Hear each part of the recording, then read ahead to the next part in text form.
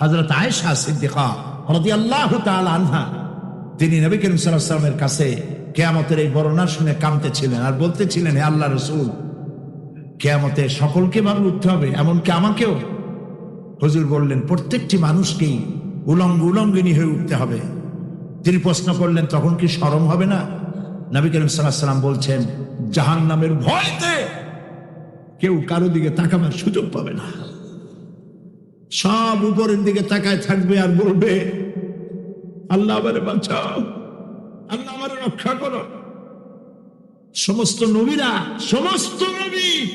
আদম আলাইহিস সালাম থেকে শুরু করে ঈসা আলাইহিস সালাম পর্যন্ত সব নবী বলবেন, নফসি নফসি, আল্লাহ আমারে বাঁচাও, আমাকে রক্ষা করো। কোথায় যাবে আপনার পীর সাহেব?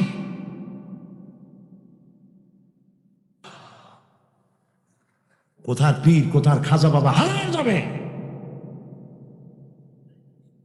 ইব্রাহিম আলাইহিস সালামের মতো পয়গম্বর কি মনে করে? আল্লাহর খলিল। ইব্রাহিম আলাইহিস সালাম আল্লাহর কি? আল্লাহর খলিল।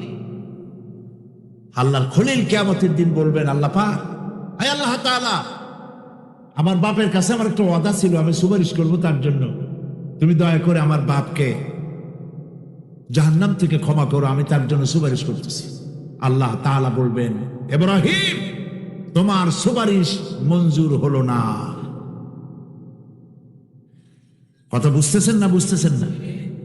ইব্রাহিম আলাইহিস সালাম যদি বাপের জন্য সুপারিশ করতে না পারে, ইব্রাহিম আলাইহিস সালাম তিনি যদি তার বাপের জন্য সুপারিশ করে যদি ব্যর্থ হন, আপনার পীর সাহেব কোন কামে লাগবে চিন্তা করেন। নবী করিম সাল্লাল্লাহু আলাইহি ওয়াসাল্লামকে প্রশ্ন করা হয়েছে, হে রাসূল, আপনার আব্বা আম্মার অবস্থা কি হবে? কথা কি শোনেন নাকি? আপনার আব্বা আম্মার অবস্থা কি হবে? নবী করিম সাল্লাল্লাহু আলাইহি ওয়াসাল্লাম বলেছেন, আমি আমার আব্বা আম্মার কোন উপকারে আসব না।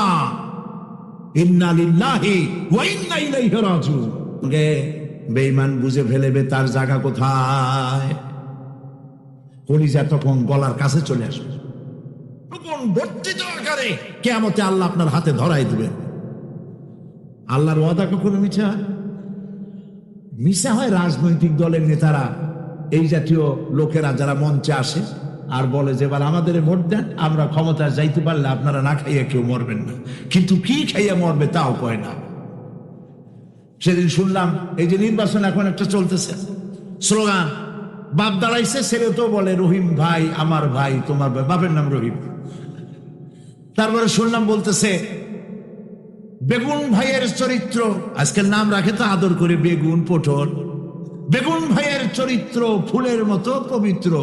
আমি আর একজনের পাশে থেকে কইল যে নামাজ পড়ে না, একত্র, এমনই ফুলের মতো চরিত্র। তো দুনিয়ার ময়দানে আপনি যা কামাই করবেন, এখানে রেজাল্ট আউট হবে, এখানে আপনি পাবেন ফল, এখানে পাবেন। হুকুম, আল্লাহ অর্ডার করছেন, শয়তানের ওয়াসওয়াসা থেকে পানা চেয়ে নাও। আপনি যদি আউযুবিল্লাহ ছাড়া কোরআন পড়েন, ওয়াজিব তরকের গুনাহ হবে। এটা আল্লাহ এত কড়া হুকুম দিলেন কেন? এই জন্য দিয়েছেন, শয়তান তোমার কোরআন থেকে দূরে সরাই দেবে। শয়তান তোমার কোরআন বুঝতে দেবে না, এই জন্য তো মানুষ কোরআন বোঝে না। শয়তানে কয় যে এ কোরআন বুঝবা না। কে কয়? শয়তানে কয় কোরআন বুঝবা না, সেই জন্য কোরআনে চুমা দেয়, মাথায় লাগায়, বুকে লাগায়। আচ্ছা, কোরআন বুকে লাগানো চুমা দেওয়া মোটেই নিষেধ নাই। আমি কোরআনে চুমা দেবো না, তেল দেবো কিসে? কোরআনেই চুমা দেবো, এটা মাথায় রাখবো, বুকে রাখাবো, কিন্তু চুমা দেওয়াই কি সরব? এখন আমাদের কপালটা ফুটছে না এই পৃথিবীতে। আমি যদি প্রশ্ন করি বগুড়াবাসীকে, আমি জানি বগুড়ার লোকেরা খুবই সুশিক্ষিত, মার্জিত, সব দিক থেকে ভালো, আলহামদুলিল্লাহ। আমি যদি প্রশ্ন করি যে এই পৃথিবীতে সব থেকে লাঞ্ছিত, অবহেলিত, মার খাওয়া জাতি কোনটা, কি জবাব দেবে? মুসলমানেরা। ফিলিস্তিনে কারা মার খায়? আফগানেরা খায়, কাশ্মীর, বসনিয়া, চেচনিয়া, এরিত্রিয়া, সারা দুনিয়ায় মার খায় মুসলমানেরা। অথচ একটু লক্ষ্য করেন, অথচ পৃথিবীতে অন্তত 50টার মতো দেশ আছে মুসলমানদের করতলগত, হাতের মুঠায়। কটা দেশ? 50টা দেশ। পৃথিবীতে যে ওয়েলথ আছে, সম্পদ, এর 1/50 অর্থাৎ অর্ধেকেরও বেশি সম্পদ মুসলমানদের হাতে। পেট্রোল, গোল্ড, রাবার, কয়লা, সিলভার, কটন, এই উল্লেখযোগ্য সম্পদ মুসলমানদের হাতে। 1/50 মুসলমানদের হাতে। পপুলেশনের দিক থেকে সারা দুনিয়ায় বর্তমান পপুলেশন হচ্ছে 600 কোটি। এই 600 কোটি জনগণের মধ্যে 1/4 অর্থাৎ 150 কোটি হচ্ছে মুসলমান। দেশ হলো 50টা, সম্পদেরও অর্ধেকেরও বেশি আপনার। জনসংখ্যার দিক থেকে আপনি 1/4 পৃথিবী, অথচ আপনি জুতা খাওয়া, লাথি খাওয়া, মার খাওয়া, না খায় থাকা, কষ্ট করা আর স্বাধীনতা হারানো, সব জায়গায় বঞ্চিত, লাঞ্ছিত, অবহেলিত, নির্যাতিত, নিগৃহীত জাতি মুসলমান।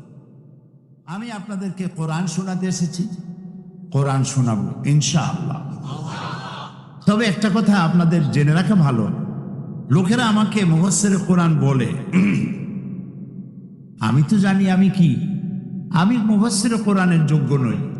আমি কোরআনের তালিবে ইলম, কোরআনের ছাত্র। সুবহানাকা লা ইলমা লানা, আমার কাছে কোনো জ্ঞান নাই, ইল্লা মা আল্লামতানা, যদি আমার মনিব আমাকে কিছু বলতে দেন তাহলেই বলতে পারবো। আমি আমার রবের দিকে ফিরে যাচ্ছি, তিনি যদি দয়া করে আমাকে কিছু বলার তৌফিক দেন, এমন কিছু কথা যা আমার জন্য হেদায়েত হবে, গোটা মিল্লাতের জন্য হেদায়েত হবে, সেই জাতীয় কথা আল্লাহ যেন আমাদের দিয়ে বলান, এবং ভদ্রতার সাথে, আদবের সাথে সে কথাগুলো যেন আমরা আত্মস্থ করতে পারি, এ তৌফিক যেন তিনি আমাদেরকে দান করেন। তো আমি আগে একটা ভূমিকা দিয়ে নিই, তারপরে তাফসীর করবো ইনশাআল্লাহ। ভূমিকাটা কোরআন শরীফের না, কোরআন শরীফের ভূমিকা দেওয়ার মতো ক্ষমতা পৃথিবীর কারোরই নেই। এটা হাত দেওয়ার উপায় না, এটা প্রথমেও না, শেষেও না, মাঝখানেও না, এটা সম্পূর্ণটা সলিড। এটা কার? আল্লাহ তাআলা। সুতরাং আল্লাহ তাআলার কালামের ভূমিকা দেওয়ার মতো বেয়াদবি, ধৃষ্টতা কেউ করতে পারবে না। আমি আমার আলোচনার একটা ভূমিকা দিচ্ছি। আমরা 3 জায়গায় ভুল করেছি জীবনে। কয় জায়গায় ভুল করেছি একটু মুখস্থ রাখেন, কাজে লাগবে। জীবনে 3টি জায়গায় মারাত্মক ভুল করেছি, যে ভুলের খেসারাত আমাদেরকে দিতে হবে যতদিন না আমরা এই ভুলকে সংশোধন করছি। 1 নম্বর ভুল করেছি, আমরা ইসলামকে মনে করেছি গতানুগতিকভাবে একটা ধর্ম, আর কোরআন শরীফকে মনে করেছি গতানুগতিকভাবে একখানা ধর্মীয় পুস্তক। আর মুহাম্মদ সাল্লাল্লাহু আলাইহি ওয়াসাল্লাম বলেন, সাল্লাল্লাহু আলাইহি ওয়াসাল্লাম, তাকে মনে করেছি শুধুমাত্র একজন ধর্মীয় নেতা। এই 3টি ভুল করেছি জীবনে, বড় ভুল। আপনারা কি আমার সাথে একমত? আলহামদুলিল্লাহ, তাহলেই ওয়াজ শুনে মজা আছে যদি একমত হন। আবার আমি এমন কোনো কথা যদি বলি যেটা কোরআন সুন্নাহ বিরোধী, তাহলে যে কোনো লোক লিখিত আকারে হোক, দাঁড়াইয়া হোক, প্রশ্ন করে আমার কাছ থেকে জেনে নিতে পারবেন যদি আমি ভুল করি। আমি ভুলের ঊর্ধ্বে নই। প্রথম ভুল করলাম, ইসলামকে মনে করেছি একটা ধর্ম, শুধুমাত্র ধর্ম। তো হিন্দু ধর্ম, খ্রিস্টান ধর্ম, ইহুদি, মজুসি, এই যে কত ধর্ম আছে, ওগুলো যেমন একটা ধর্ম, আমার ইসলাম কি সেই রকম ধর্ম? ওদের ধর্ম কিছু পূজা পার্বণ, এই কিছু দেব দেবতা, দেব দেবী ইত্যাদির ঘটনা বলি, এগুলি আছে, কিছু গল্প কাহিনী আছে। সে যে ধর্মগ্রন্থ বলেন, আমি কিছু পড়াশোনা করেছি, বেদ, বাইবেল, ত্রিপিটক, তারপরে মহাভারত, পুরাণ, উপনিষদ কিছু পড়ছি। তো ওটা আমি এই বেদ, বাইবেল, সমস্ত ধর্মগ্রন্থকে আমরা শ্রদ্ধা করি। আমরা প্রত্যেকটা উপাসনালয়কে শ্রদ্ধা করি, সেটা মন্দির হোক, সেটা প্যাগোডা হোক, সেটা গির্জা হোক, সেটা গুরুদুয়ারা হোক, সমস্ত উপাসনালয়কে সম্মান করি, সমস্ত ধর্মীয় পুস্তককে সম্মান করি, সমস্ত জাতিকে সম্মান করি। আলহামদুলিল্লাহ বলি, আলহামদুলিল্লাহ। যেহেতু ইসলাম হচ্ছে মহাসাগর, উদার, মহাসাগরের মতো উদার, মহাকাশের মতো উদার। সুবহানাল্লাহ। পাগলেরা তারা বলে ইসলাম হলো মৌলবাদ, সাম্প্রদায়িক, হাবিজাবি, এইসব কথা বলে। এগুলো কি? পাগল না মাথা গোল আল্লাহ জানে। তো প্রথম কথা হচ্ছে যে ইসলাম গতানুগতিক কোনো ধর্মের নাম নয়, এটি একটি পূর্ণাঙ্গ জীবন ব্যবস্থা, কমপ্লিট কোড অফ লাইফ, পূর্ণাঙ্গ জীবন ব্যবস্থা। ইসলাম মানুষের জীবনের কোনো খণ্ডিত অংশকে শাসন করে না, নিয়ন্ত্রণ করে না, গোটা জিন্দিগিটাকেই নিয়ন্ত্রণ করে। সুবহানাল্লাহ। তাহলেই আমি মুসলমান। একটা দৃষ্টান্ত দেই, গরু আছে না বগুড়ায়, গরুরে যদি না বাঁধেন তাহলে গরু তো চেনে না যে আপনার জমিন কোনটা আর অন্যের জমিন কোনটা। সে নিজেরটাও খাবে, মালিকেরটা, অন্যেরটাও খাবে, ঠিক না? বোঝে না বলেই তো আপনি দড়ি দিয়ে বাঁধেন। দড়ি দিয়ে বাঁধে ধুইলে সে তার নির্দিষ্ট এরিয়ার দড়ি যদ্দূর যাবে অদ্দূর খাবে, এর বাইরে যাবে না। আল্লাহ তাআলা গরুর থেকে মানুষকে সম্মান দিয়েছেন, মর্যাদা দিয়েছেন, সেই জন্য প্রকাশ্য কোনো দড়ি দিয়ে বাঁধেন নেই। আল্লাহ তাআলা একটা অদৃশ্য দড়ি দিয়ে বাঁধছেন, সেই দড়িটার নাম হলো ইমান। সেই দড়িটার নাম কি? ইমান। এ হলো কলেমার ইমানের রশি, এটা একটা দড়ি, ইমানের রশি। এই ইমানের রশি কলেমা যে পড়লো আর বিশ্বাস করলো, তার গলায় আর হাতে আল্লাহ লাগাই দিলেন। লাগাই দিয়ে বললেন, এইটা হলো মদ, এইটা হলো জেনা, এটা হলো সুদ, এটা হলো ঘুষ, এটা হলো আইল ঠেলা, এটা হলো ওজনে কম দেওয়া, ওইটা হলো খাদ্যে ভেজাল দেওয়া। তিলকা হুদুদুল্লাহ, এই হলো আল্লাহর বর্ডার। সুবহানাল্লাহ, সুবহানাল্লাহ। এই হচ্ছে আল্লাহর বর্ডার। খবরদার, এই বর্ডার ক্রস করা তো দূরের কথা, এর বাইরেও যাইও না, এটার কাছেও যাইও না। সুবহানাল্লাহ, সুবহানাল্লাহ বলে। তো ইমানের রশিদি আমাকে বাঁধা হয়েছে আর আমার জীবনটাকে নিয়ন্ত্রণ করেছে ইসলাম। আমি ইসলামের কোন খণ্ডিত অংশকে মানতে পারি না। নামাজ, রোজা, হজ, যাকাত করব কোরআনের কথা মতো, আর বাকি জীবনের বিস্তীর্ণ অঙ্গন ছেড়ে দেব নফসের উপরে, অন্য কারো উপরে। এটা আর যাই হোক মুসলমান হইতে পারবে না, এটার নাম ইসলাম নয়। বুঝে আসছে কথা? তাহলে ইসলাম গতানুগতিক ভাবে অন্যান্য ধর্মের মতো একটি ধর্ম নয়, এটি পূর্ণাঙ্গ জীবন ব্যবস্থা। গেল এক। 2 নম্বরে, এই কোরআন একে মনে করেছি ইবাদতের কিতাব। এখানে নামাজ আছে, রোজা আছে, হজ আছে, যাকাত আছে, এটা ইবাদতের কিতাব। আচ্ছা ভাই, আপনার কমন সেন্সকে জিজ্ঞেস করুন, আপনার সাধারণ জ্ঞানকে জিজ্ঞেস করুন। শুধু যদি নামাজ, রোজা, হজ, যাকাতের কথা হয় তাহলে তো এক পারা নাজিল করলেই হইতো। বলেন আপনারা, এক পারায় হইতো না? সেই তো বেশি, টু মাচ, নামাজ, রোজা, হজ, যাকাত।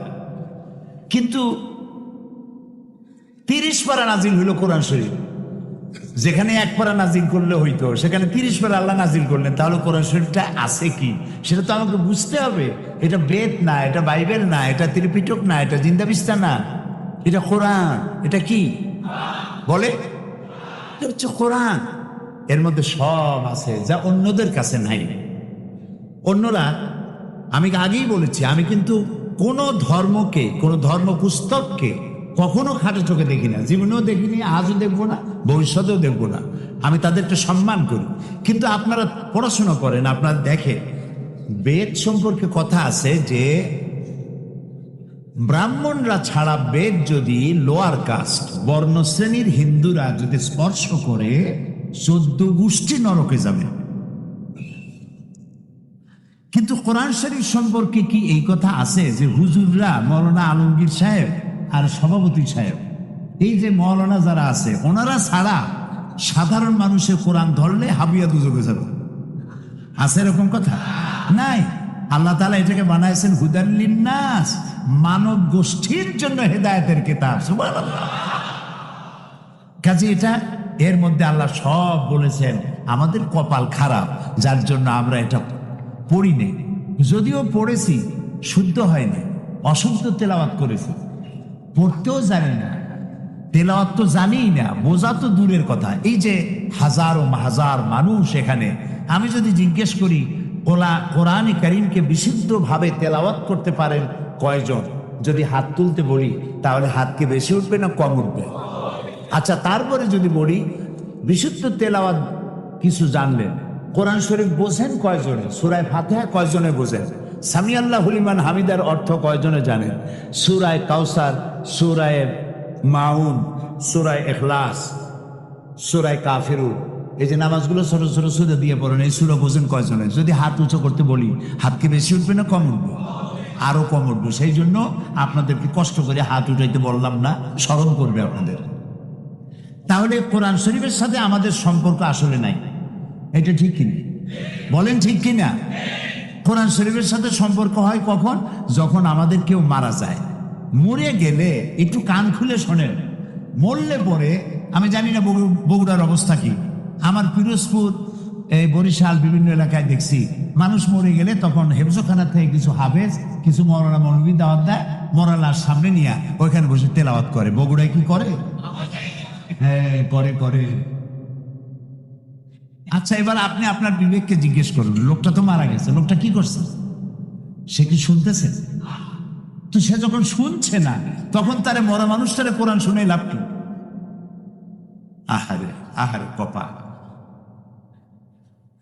আহারে কপাল। মরা মানুষকে কোরআন শোনায় লাভ নাই। আল্লাহর নবী বলেছেন, মুমূর্ষ ব্যক্তির কাছে বসে কেউ যদি সূরা ইয়াসিন তেলাওয়াত করে, তাহলে আল্লাহ রাব্বুল আলামিন মুমূর্ষ ব্যক্তির মৃত্যুর আযাবকে কমাইয়া দিবে। তো যখন মরতে পড়ছিল সেই সময় পড়েন নাই, ছেলেটারে কোরআন শিখান নাই, মেয়েটারে কোরআন শিখান নাই, বউতেও জানেন না, নিজেও জানেন না, মরে গেছেন। মৌলভী সাহেবদের মৌলভী সাহেবদেরকে আনিয়া, ভাড়া বললাম না, শব্দটা বেয়াদবি হয়ে যাবে, তাদেরকে নিয়ে আসছেন, আনার পরে ওনারা তেলাওয়াত করলেন। এখন বোঝে ওরা তো ছাত্র মানুষ, হেফজখানা থেকে 20 জন ছাত্র নিয়ে আসছে, ছাত্র ছোট মানুষ। ওরা তেলাওয়াত করতে গিয়ে যদি মনে মনে ভাবে যে যদি 1000 টাকা দেয় তাহলে ভাগো পাবো, 25 জন আসছি, 50 টাকা না 60 টাকা, ওই ভাগে কত পাবে সেই চিন্তাও করতেছে, তেলাওয়াত করতেছে। তো সে যখন ভাগে পাবে কত এই চিন্তা করে তেলাওয়াত করতেছে, আল্লাহর কসম কোনো সওয়াব হবে না। তো কোনো সওয়াবও হইল না, মুদ্রাও শুনল না, মেহনত বরবাদ, গুনাহ লাজিম, কোনো কাম হইল না। মরা মানুষের কোরআন শুনবার জন্য কোরআন আসে নাই, জিন্দা মানুষের কোরআন শুনবার জন্য কোরআন নাজিল হয়েছে। সুবহানাল্লাহ। তাহলে 2 নম্বরের ভুল করছি, কোরআনটা বিশুদ্ধ তেলাওয়াত করি নেই, কোরআনটা বুঝি নেই। এর ব্যাখ্যা আমি সামনে গিয়ে দেবো, আমি ভূমিকার কথা বলে শেষ করতেছি। 3 নম্বরে আর একটা ভুল করছি, মুহাম্মদ সাল্লাল্লাহু আলাইহি সাল্লামকে শুধুমাত্র একজন ধর্মীয় নেতা, অন্যান্য ধর্মের নেতা আছে যেমন আমি নাম নিলাম না কারণ, ওই রকম ইসলাম ধর্মের নেতা মুহাম্মদ সাল্লাল্লাহু আলাইহি সাল্লাম। আসলে কি তাই? আল্লাহ তার নবীকে শুধু মুসলমানদের জন্য নেতা বানান নাই। রব্বুল আলামিন কোরআনে কারীমের মধ্যে বলেছেন, আল্লাহ রব্বুল আলামিন বলেন, নবী আপনি ঘোষণা করুন, আমি আল্লাহর পক্ষ থেকে তামাম পৃথিবীর সব মানুষের জন্য রাসূল হয়ে এসেছি। মুহাম্মদ সাল্লাল্লাহু আলাইহি ওয়াসাল্লাম বিশ্ব নবী। তিনি কি নবী?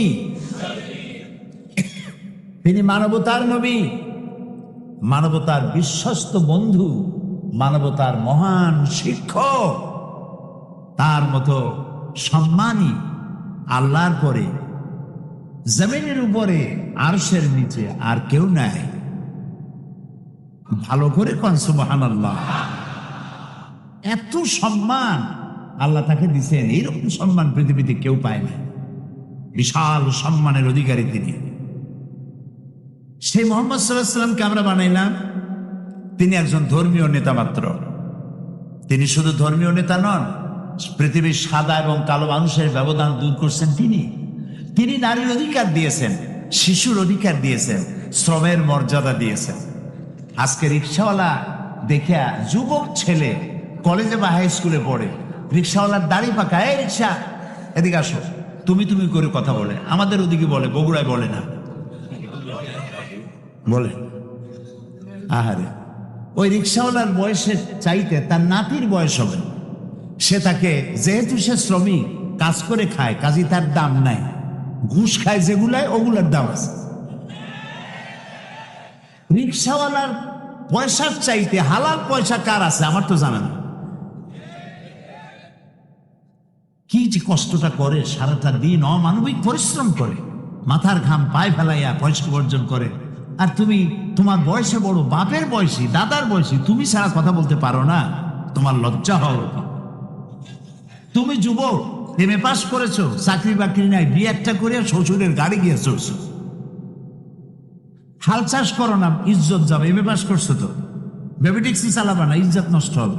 তারপরে এই বগুড়ায় বটবটি না কি আছে, শর্টপটি না কি বলে, বটবটি নসিমন, বসিরন, কসিমন, এগুলো হাত দিলে ইজ্জত নষ্ট হবে। তুমি এমএ পাস করলেও রিকশাওয়ালার দাম বেশি আল্লাহর কাছে, কারণ রসুল বলেছেন আল কাসিব হাবিবুল্লাহ, সহস্তে উপার্জনকারী ব্যক্তি আল্লাহর বন্ধু। সুবহানাল্লাহ। সুতরাং ইসলাম শ্রমের মর্যাদা দিয়েছে, শ্রমিককে উপরে উঠায় দিয়েছে, সমস্ত মানবতার অধিকার দিয়েছে, সমস্ত ধর্মের অধিকার দিয়েছে। আল্লাহ তাআলা কোরআন শরীফে বলেছেন অন্যের দেবদেবীকে গালি দিও না, কারো দেবতা দেবীকে গালি দিবা না, আল্লাহ নিষেধ করেছেন। কারো মন্দির, কারো প্যাগোডা, কারো গির্জা ভাঙবা না, আল্লাহ নিষেধ করেছেন। সুবহানাল্লাহ বলুন। এর চাইতে মানব অধিকার কোথায় পাবেন? ইসলাম যা বলেছে, না জানার কারণেই এক শ্রেণীর লোকেরা বোমা মাইরিয়া ইসলাম কায়েম করতে চায়। হে পাগলের চাইতেও ছাগল, এগুলো পাগলের চাইতেও ছাগল, অধম। আল্লাহ তাআলা তার রাসূলকে বলেছেন ইন্নামা আনতা মুযাক্কির লাস্তা আলাইহিম বিমুসাইতির। হে রাসূল, আপনাকে পাঠাইছি উপদেশক করে, আপনাকে দারোগা করে পাঠাইলে লাঠি মেরে মানুষের হেদায়েত করবেন কোনো প্রয়োজন নাই। ইন্নাকা লা তাহদি মান আহবাবতা, যারই খুশি আপনি তারে হেদায়েত করতে পারবেন না, হেদায়েতের মালিক জোরে বলেন আল্লাহ, বলেন আল্লাহ, আল্লাহ, আল্লাহ, তিনি হচ্ছেন একমাত্র মালিক হেদায়েতের। তো সেই জন্যে আমার ভূমিকা শেষ। 3টা জায়গায় যে ভুল করছিলাম, এই ভুল কোরআনটারে বুঝতে হবে। এখানেও একটা সমস্যা আছে। এক শ্রেণীর লোকেরা বলে কি যে কোরআন আমরা বুঝবো না, কোরআন আলেমদের কাম, আমরা এটা বুঝবোই না। কোরআন ভুল যদি পড়ি আর ভুল অর্থ করি, জাহান্নাম ছাড়া কোনো রাস্তা নাই, এগুলো মৌলবীদের গাড়ি উঠায় দাও, আসো আমরা হাদিস পড়ি। আচ্ছা ভাই, হাদিস হচ্ছে কোরআনের ব্যাখ্যা। হাদিস কোরআনের কি ব্যাখ্যা? হযরতে আব্দুল্লাহ ইবনে মাসউদ রাদিয়াল্লাহু তাআলা আনহু তিনি বলেছেন, আমরা যখন কোনো হাদিস বলি তখন তোমরা ধরেই নিবা এটা আমরা কোরআনের ব্যাখ্যা করতেছি। সুবহানাল্লাহ। এই কোরআনে নামাজের কথা আছে, নামাজের কথা আছে, কিন্তু যোহর কয় রাকাত, আসর কয় রাকাত, মাগরিব কয় রাকাত তা কি আছে? নাই। এই কোরআনে যাকাতের কথা আছে, কিন্তু সোনা কতটুক হলে, রূপা কতটুক হলে, দান কতটা হলে, গরু কতটা হলে দিতে হবে তা কি আছে এখানে? এখানে হজের কথা আছে, কিন্তু কয়বার তওয়াফ করবেন, রমি হেজার কিভাবে করবেন, সাফা মারোয় গিয়ে কি করবেন, উকুফে আরাফা কিভাবে করবেন তা কি আছে কোরআন শরীফে? নাই। কাজী ব্যাখ্যায় আপনি কখন যাবেন? যখন আসলটা পড়বেন। আপনার কাছে আসলের খোঁজ নাই, আপনি ব্যাখ্যা নিয়ে লাভালাভি করতেছেন, কি আশ্চর্য কথা! এই আক্কলের উপর আল্লাহ হেদায়েত করুন, বলেন আমিন। আপনি হাদিসের কাছে যাবেন তো কোরআন পড়িয়া তারপরে যাবেন হাদিসের কাছে। আর আপনি যদি বলেন যে কোরআন আমরা বুঝবো না, কোরআন কঠিন, তাহলে আপনি শয়তানের একটা ওয়াসওয়াসায় পড়েছেন। যেখানে আল্লাহ বলছেন আমি সহজ করেছি, কে বলেছেন? আল্লাহ। বলেন আরো জোরে কোন? আল্লাহ রাব্বুল আলামিন সূরা কামারের ভিতরে একই কথা 4 বার উচ্চারণ করেছেন। আল্লাহ রাব্বুল আলামিন বলেছেন, আমি আল্লাহ রাব্বুল আলামিন অবশ্যই কোরআনকে বোঝার জন্য আমি আল্লাহ সহজ করে দিয়েছি। আছে কি কেউ এর থেকে উপদেশ গ্রহণ করা? আল্লাহ বলছেন আমি করছি সহজ, আর আমরা কপাল পোড়া, আমরা বলছি কোরআন খুব কঠিন, বুঝবো না, চলো যে আমরা হাদিস পড়ি। আশ্চর্য কথা। এই জন্য কোরআন শরীফ পড়ার সময় বিসমিল্লাহ পড়া বাধ্যতামূলক নয়।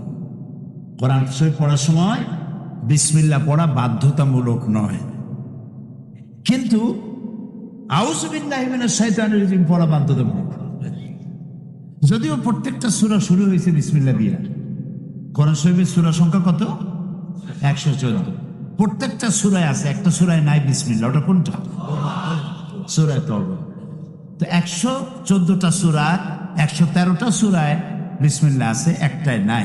সেই অভাব আল্লাহ পূর্ণ করেছেন সূরা আন-নামলে শুরুতে আর ভেতরে দুইবার বিসমিল্লাহ কইয়া 114 পুরো করে দিছে। তো বিসমিল্লাহ পড়া বাধ্যতামূলক নয়, কিন্তু আল্লাহ তাআলা বলছেন ওয়াইজা কারাআতাল কুরআনা, যখন তোমরা কোরআন শরীফ পড়বে ফাস্তাইজ বিল্লাহ, ফাস্তাইজ আমরের সিগা, হুকুম, আল্লাহ অর্ডার করছেন শয়তানের ওয়াসওয়াসা থেকে পানাহ চেয়ে নাও। আপনি যদি আউযুবিল্লাহ ছাড়া কোরআন পড়েন ওয়াজিব তরকের গুনাহ হবে। এটা আল্লাহ এত কড়া হুকুম দিলেন কেন? এই জন্য দিয়েছেন শয়তান তোমার কোরআন থেকে দূরে সরায় দেবে। শয়তান তোমার কোরআন বুঝতে দেবে না, এই জন্য তো মানুষ কোরআন বোঝে না। শয়তানে কয় যে এ কোরআন বুঝবা না। কে কয়? শয়তানে কয় কোরআন বুঝবা না।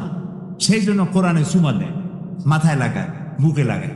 আচ্ছা, কোরআন বুকে লাগানো চুমা দেওয়া মোটেই নিষেধ নাই।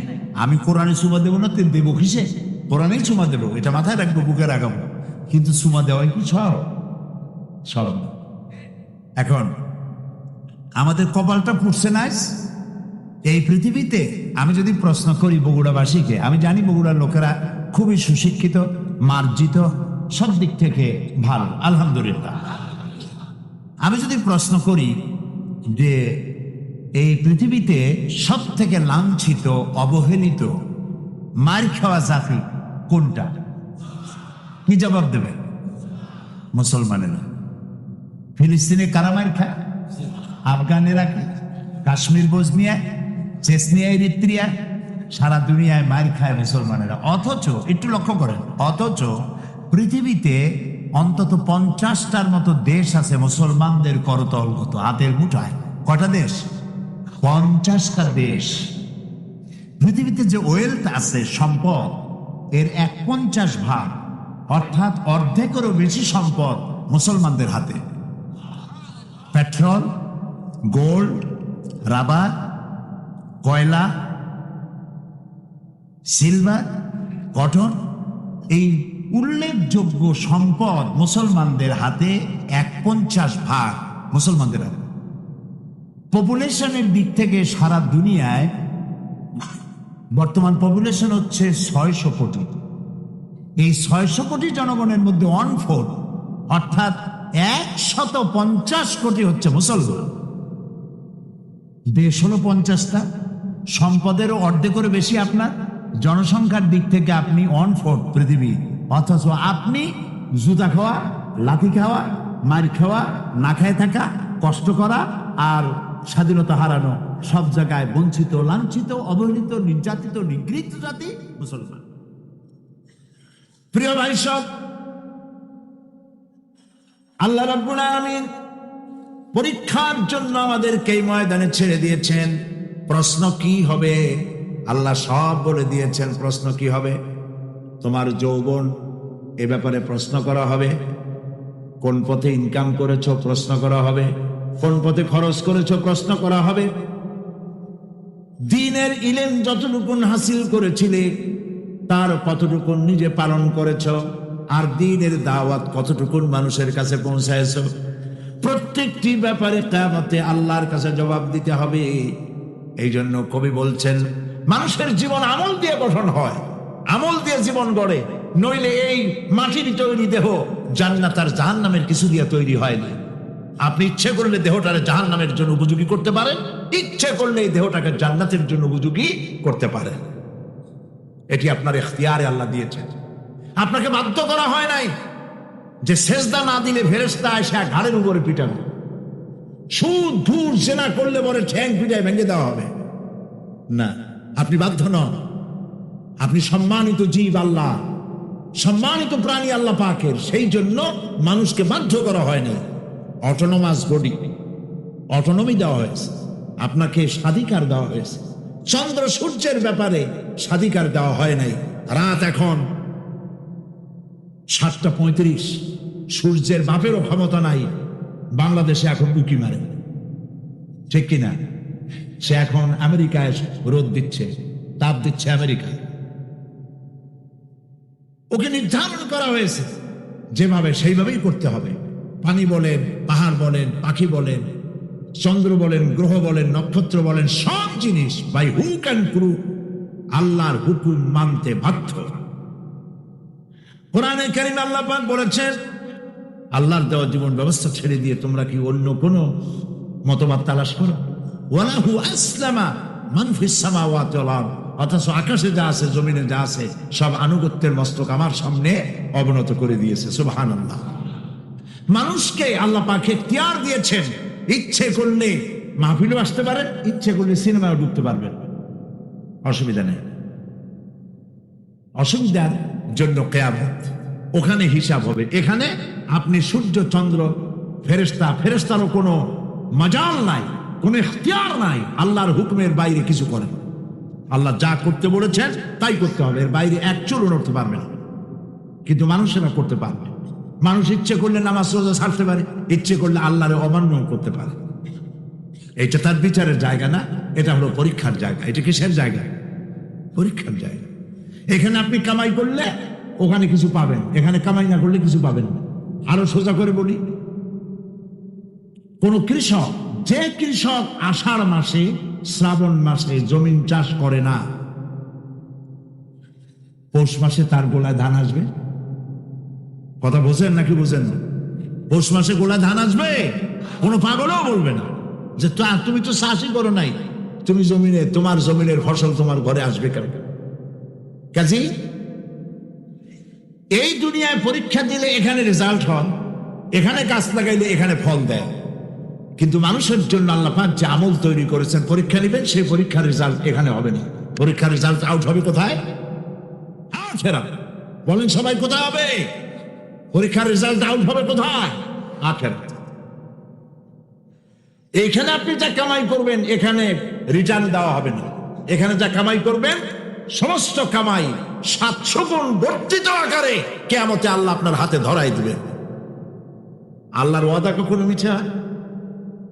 মিথ্যা হয় রাজনৈতিক দলের নেতারা, এই জাতীয় লোকেরা যারা মঞ্চে আসে আর বলে যে এবার আমাদের ভোট দেন, আমরা ক্ষমতায় যাইতে পারলে আপনারা না খাইয়া কেউ মরবেন না। কিন্তু কি খাইয়া মরবে তাও কয় না।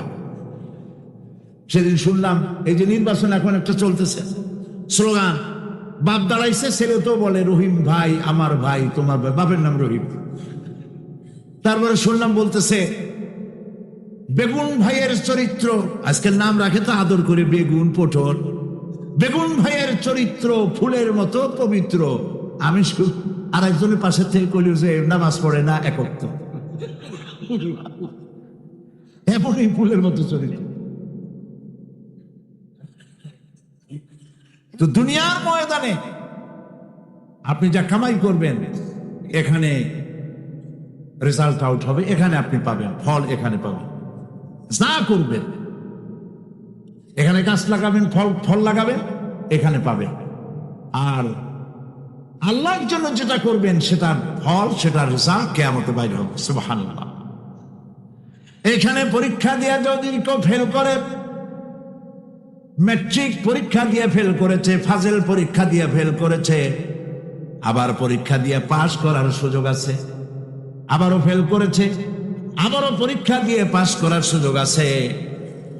10 বার যদি ফেল করে আরো 10 বার পাশ, পরীক্ষা দিয়ে পাশ করার সুযোগ আছে।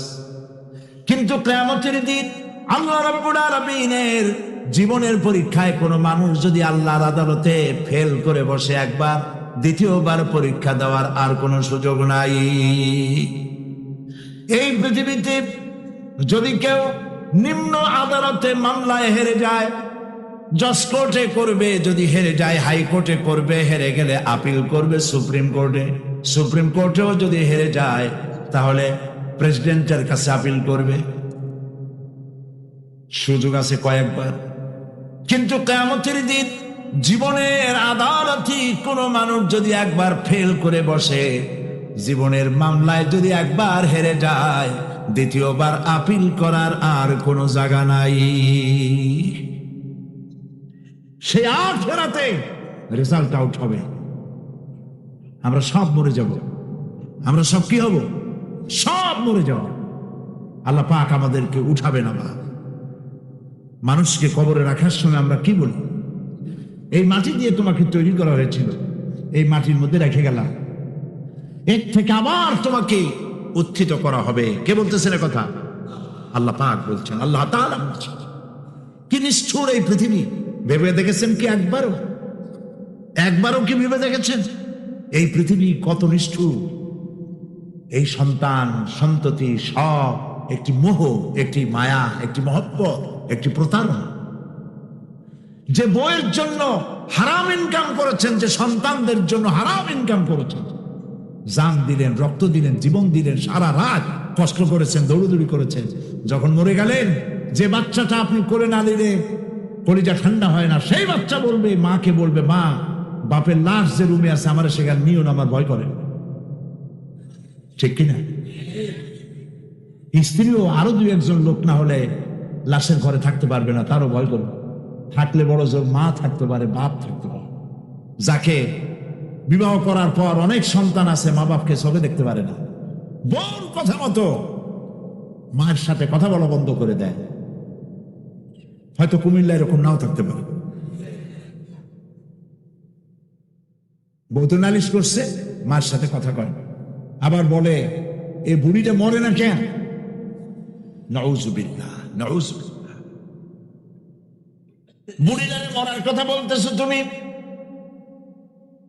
তোমার ছোট্টবেলায় যখন তোমার টাইফয়েড হয়েছিল, অসুখ করেছিল, গরিব বাবা, বাড়িতে ল্যাপ নাই, খাতা নাই, তোষক নাই, সেই জায়গায় মা তার কাপড় বিছায় দিয়া বুকের উপরে নিজের শরীরের উষ্ণতা দিয়া বাঁচায় রাখার চেষ্টা করেছে, নিজে না খেয়ে খাওয়াইছে, অসুখ সারে না। মা ওই মুমূর্ষু বাচ্চার সেরানে তার মাথার কাছে বসে তাহাজ্জুদের নামাজ পড়ে কোরআন শরীফ তেলাওয়াত করে, চোখ দিয়া পানি পড়ে আর বলতে তাকে, রব্বুল আলামিন আমার জীবনটারে দিয়া আমার কলিজার টুকরা সন্তানটারে বাঁচাইয়া দাও। যেই মা নিজের জীবন দিয়া সন্তান বাঁচাইতে চাইলো, সেই সন্তান আজকে বউ পাইয়া মাকে ভুলে যায়, মায়ের সাথে খারাপ ব্যবহার করে। আল্লাহ রাব্বুল আলামিন বলেছেন, মা বাবার সঙ্গে খারাপ ব্যবহার করো না, ভালোবাসায় কথা বলো, সম্মান সূচক কথা বলো, মা বাবার জন্য দোয়া করো আমার কাছে। কে বলতেছে? আল্লাহ তাআলা বলছেন, দোয়া করো আমার কাছে এই ভাষায়, আয় আমার রব, আমার মা বাপ যেমনে ছোটবেলায় আমাকে অত্যন্ত যত্ন করে লালন পালন করেছে, আল্লাহ তাআলা তুমি দয়া করে আমার মা বাপকে তোমার রহমতের করে লালন পালন করো। সুবহানাল্লাহ। প্রত্যেক নামাজের পর সকলে এই দোয়া পড়বেন, মনে থাকবে? মনে থাকবে? প্রিয় ভাই সব, সেই কিয়ামতের মাঠে আমাদেরকে উঠতে হবে, আল্লাহর দরবারে উঠতে হবে। সেই সময় আমাদেরকে কেউ উপকার করবে না, সম্পদ আর সন্তান সন্ততি কোনো কাজে লাগবে না।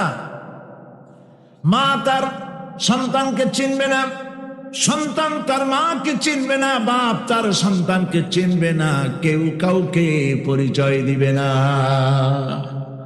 কি মারাত্মক অবস্থা! মানুষ চরম অসহায় হয়ে যাবে। চতুর্দিকে ফেরেশতার আনাগোনা, সূর্য মাত্র 1 হাত উপরে, প্রচন্ড তাপ নিয়ে সূর্য অবস্থান নেবে, মাথার চান্দি ফেটে গিয়ে গুনাহগারের মাথার মগজ গলে গলে পড়তে থাকবে। পিপাসার যন্ত্রণায় জিহ্বাটা ঝুলে কুকুরের মতো করে নাভিস্থল পর্যন্ত ঝুলে পড়বে। কেউ উপকার করবে, কেউ জিগাবেও না। অনেক লোক আছে পীরের কাছে মুরিদ হয় আর মনে করে পীর সাহেব তারে কিয়ামতে সুপারিশ করবে। অসম্ভব। আয়াতুল কুরসির মধ্যে আমরা পড়ি, মান যাল্লাযী ইয়াশফাউ ইনদাহু ইল্লা বিইজনিহি। কে আছে এমন, কার হিম্মত আছে আল্লাহ পাকের বিনা অনুমতিতে কথা বলে? সুবহানাল্লাহ বলে। কোথার পীর, কোথার খাজা বাবা হারিয়ে যাবে। ইব্রাহিম আলাইহিস সালামের মতো পয়গম্বর কি মনে করেন? আল্লাহর খলিল ইব্রাহিম আলাইহিস সালাম আল্লাহর কি? আল্লাহর খলিল। আল্লাহর খলিল কিয়ামতের দিন বলবেন, আল্লাহ পাক, হে আল্লাহ তাআলা, আমার বাপের কাছে আমার একটা ওয়াদা ছিল, আমি সুপারিশ করবো তার জন্য, তুমি দয়া করে আমার বাপকে জাহান্নাম থেকে ক্ষমা করো, আমি তার জন্য সুপারিশ করতেছি। আল্লাহ তাআলা বলবেন, ইব্রাহিম তোমার সুপারিশ মঞ্জুর হলো না। কথা বুঝতেছেন না? বুঝতেছেন না? ইব্রাহিম আলাইহিস সালাম যদি বাপের জন্য সুপারিশ করতে না পারে, ইব্রাহিম আলাইহিস সালাম তিনি যদি তার বাপের জন্য সুপারিশ করে যদি ব্যর্থ হন, আপনার পিসাব কোন কামে লাগবে চিন্তা করেন। নবী করিম সাল্লাল্লাহু আলাইহি ওয়াসাল্লামকে প্রশ্ন করা হয়েছে, হে রাসূল আপনার আব্বা আম্মার অবস্থা কি হবে? কথা কি শোনেন নাকি? আপনার আব্বা আম্মার অবস্থা কি হবে? নবী করিম সাল্লাল্লাহু আলাইহি ওয়াসাল্লাম বলেছেন, আমি আমার আব্বা আম্মার কোন উপকারে আসব না। ইন্না লিল্লাহি ওয়া ইন্না ইলাইহি রাজিউন। তাহলে কোন সাহসে মনে করতেছেন কোন পীর কোন একটা বিদেশ থেকে দেশের থেকে একটা নাজিল হলো আর ওইটার পিছনে পিছনে দৌড়াবেন, সে আপনারা নাজাত দেবে, তার পায়ে চুমা খাবেন? এই পায়ে হাত দিয়ে কদম মুসি করা বাদ দেন। টাকা ইনকাম করার জন্য মানুষকে ভুল পথে পরিচালিত করছে অনেক পীর, আছে না? এমন খালি মানুষে টাকা দেয়, জামায় অনেক পকেট, খালি টাকা নেয় সমানে ঢুকাইতে থাকে চতুর্দিক দিয়ে। বাইরে বোঝার উপায় নাই, কিন্তু অনেক পীর আছে এমন। ঢাকা শহরে বড় বড় মার্কেটের মালিক, আমি জানি বড় বড় মার্কেটের মালিক, বিরাট ব্যবসায়ী, জামা পরিষ্কার করে না 2 মাসেও। মানুষে দেখাবার জন্য গামছাটা নাকের কাছে ধরে ফত ফত করে আওয়াজ করে, মনে হয় যেন কাঁদতেছে। আর্টিফিশিয়াল তুষান্ড হাবিজাবি জেকের শিকার। লা ইলাহা কতক্ষণ, ইল্লাল্লাহ কতক্ষণ, আল্লাহ আল্লাহ কতক্ষণ, কোথায় পাইছে? ইল্লাল্লাহ ইল্লাল্লাহ কিসের জিকির? ইল্লাল্লাহ মানে কি? আল্লাহ ছাড়া, আল্লাহ ছাড়া, আল্লাহ ছাড়া, আল্লাহ ছাড়া কি? কাজী রাসূলুল্লাহ যা করেন এগুলি বেদাত। এই সব পীরের পাশে যাবেন না, মনে থাকবে।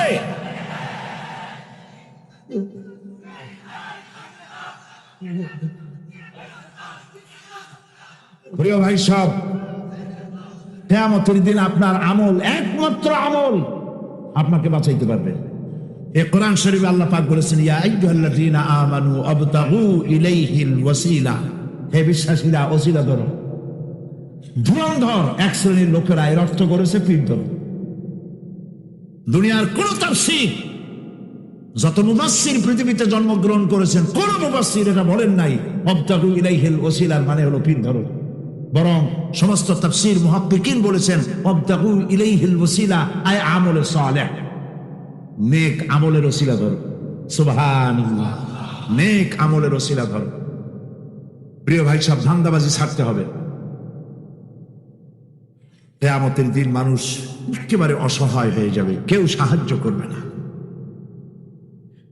সেই দিন প্রশ্নগুলি, প্রশ্নপত্র সামনে আসবে, আমলনামাগুলি বেঈমানের পিছন দিক থেকে বাম হাতে আসবে, আর ইমানদারের সামনে থেকে ডান হাতে আসবে।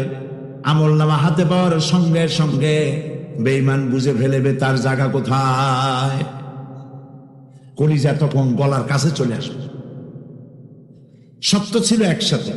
মনে করেন এই মাহফিলের মধ্যে, মনে করেন এখানে সন্ত্রাসী আছে, খুনি আছে, ওয়ান্টেড, মোস্ট ওয়ান্টেড আসামি এর মধ্যে আছে, ধরা যাচ্ছে না অনেক মানুষের মধ্যে।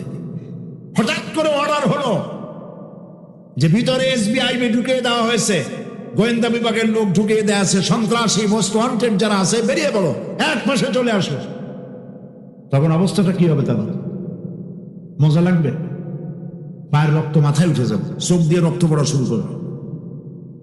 সমস্ত মানুষ একসাথে ছিল হাসরের ময়দানে, হঠাৎ করে অর্ডার হয়ে এই অপরাধীর দলেরা আলাদা হয়ে যাও।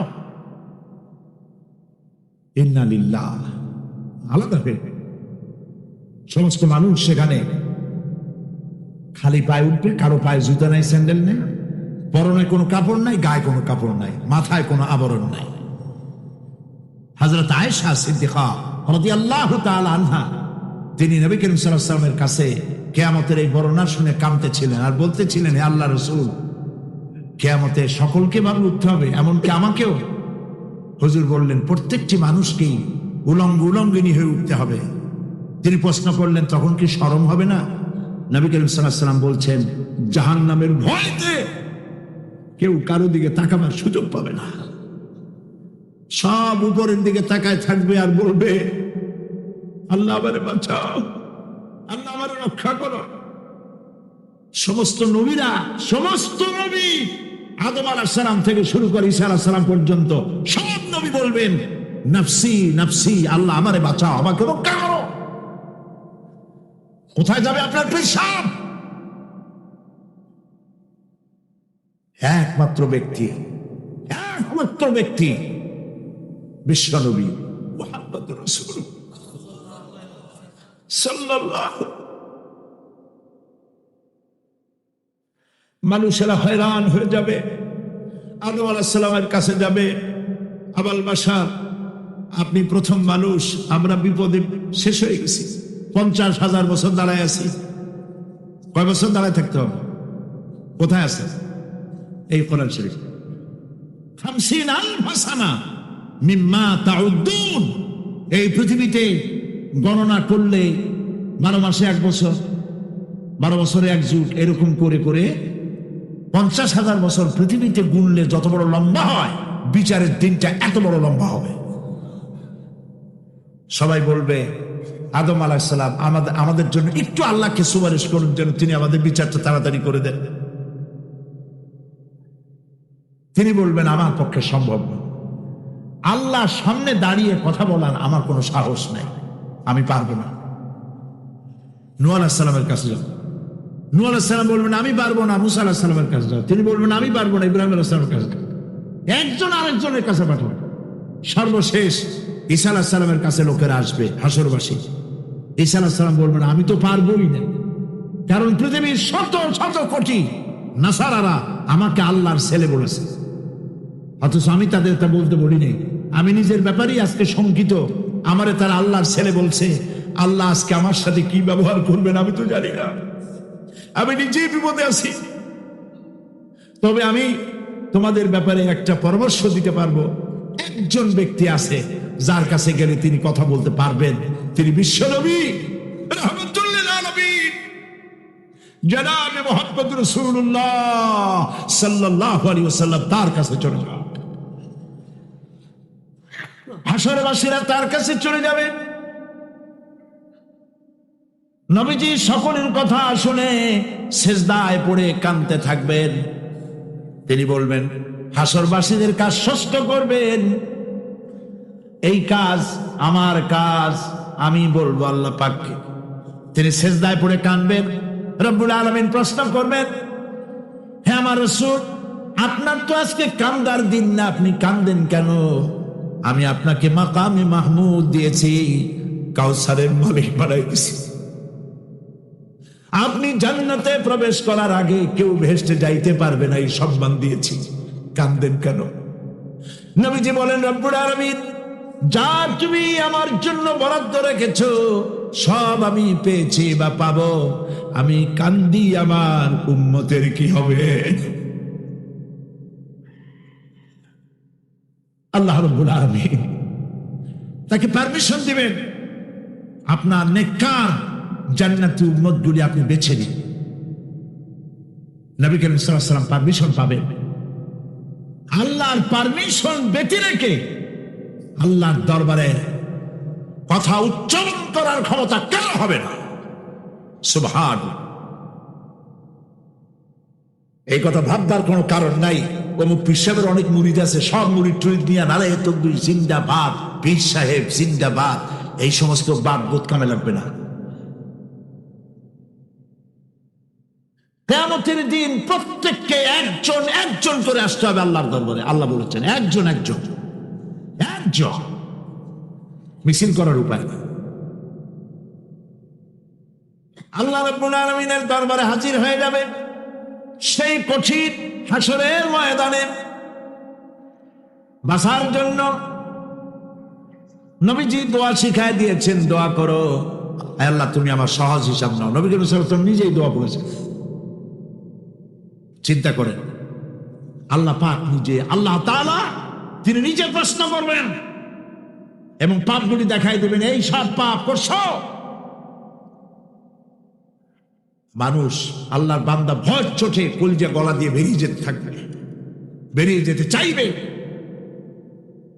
তার বাষ্পরুদ্ধ হয়ে আসবে, বলতে থাকবে আল্লাহ আমি করে ফেলেছি, আমি মাপ চাই, তোমার কাছে ক্ষমা ভিক্ষা চাই।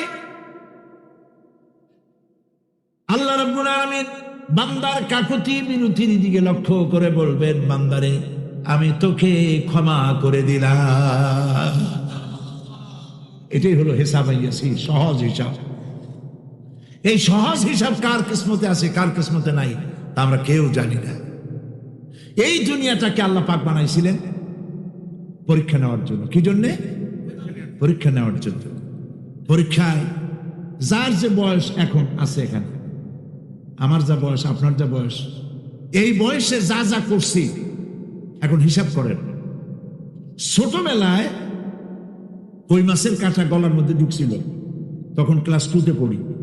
এরকমের একটা ঘটনা মনে আছে কিনা? মনে নেই? অন্যের বাড়ি আম পাড়তে গিয়া বাড়িওয়ালার সামনে পড়ছিলেন, 2টা থাপ্পড় দিছিল, এইসব কথা মনে আছে না? আছে কিনা? এই ছোট্ট ছোট্ট কথাগুলি, কোন পুকুর পাড়ে আসার খাইছিলাম, কেডা মারছিল, সেই ছোট্টবেলা থেকে এই পর্যন্ত এই ছোট্ট কথাগুলি যদি মনে থাকে, তাহলে বড় বড় পাপ কি কি করছেন তা মনে নাই? তাহলে নিজের হিসাব নিজে কর। কিয়ামতে আল্লাহ পাক আমলনামা হাতে দিবেন, বলবেন পড়ো, ইকরা কিতাবাক, পড়ো তোমার আমলনামা। তুমি তোমার হিসাবের জন্য আজকে তুমি নিজেই যথেষ্ট। পড়ে দেখো কি করছো। ইন্না লিল্লাহি ওয়া ইন্না ইলাইহি রাজিউন।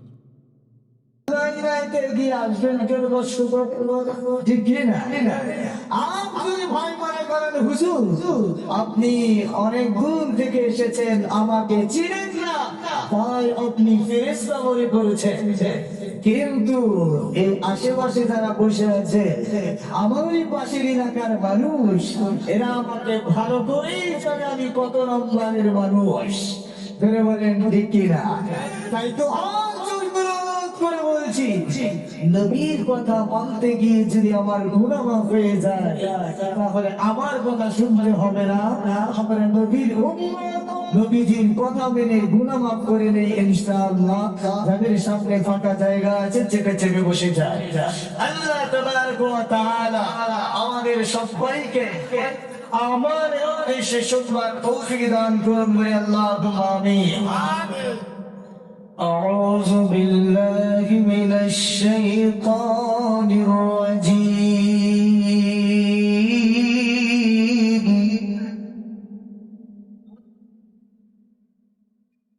بسم الله الرحمن الرحيم.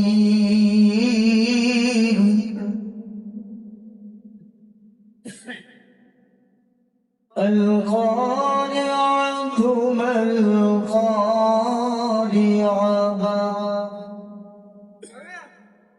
وما أدراك ما القارعة.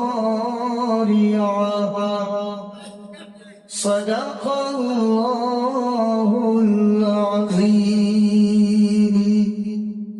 نحمده ونصلي على رسوله الكريم. أما بعد، فقد قال الله تبارك وتعالى: أعوذ بالله من الشيطان الرجيم. قد جاءكم من الله نور وكتاب مبين. وقال النبي صلى الله عليه وسلم: اقرأ وارتقي ورتل كما كنت ترتل في الدنيا، فإن منزلك عند آخر آية. وقال تعالى إن الله وملائكته يصلون على النبي يا أيها الذين آمنوا صلوا عليه وسلموا تسليما شبيت محبت كنت اللهم صل على سيدنا مولانا محمد وعلى آل سيدنا مولانا محمد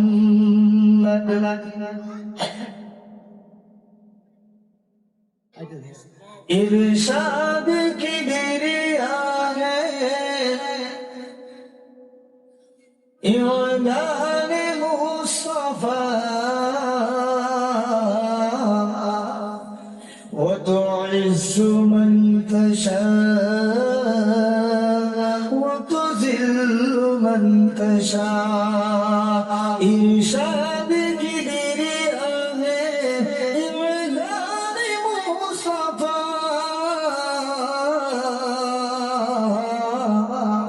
وتعز من تشاء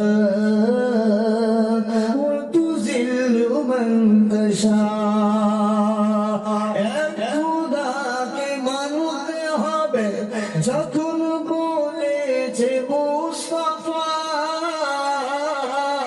পাথর মেরেছে কেউ বাগানি দিয়েছে সে